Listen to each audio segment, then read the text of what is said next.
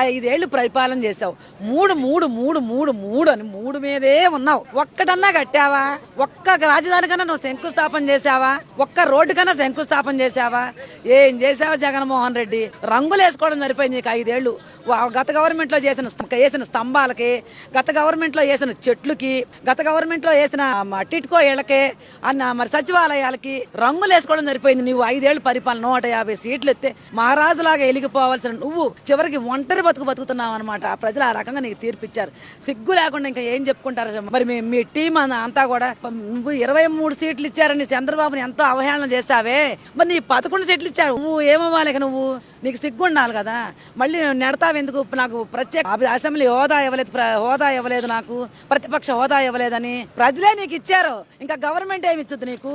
నువ్వు వద్దయ్యాక నువ్వు ఎలా బాగా నువ్వు జాలని 11 సీట్లు చక్కగా నీకు పెట్టారు కదా. నీ కడప నియోజకవర్గంలో నీకు డిపాజిట్లు లేవు. ఇంకా ఏం మాట్లాడతా? ఎందుకు వాళ్ళు అభివృద్ధి ఏదో చేస్తున్నారు, కంపెనీలు తీసుకొస్తున్నారు, అభివృద్ధి వైపు రాష్ట్రం పరుగులు పెడుతుంది. నువ్వు పెట్టిన పథకాలన్నీ తీసేయకుండా ఇటు వైసీపీ ఇటు తెలుగుదేశం అని ఆ పార్టీ ఈ పార్టీ అని కాకుండా అందరికీ ఇస్తున్నారు.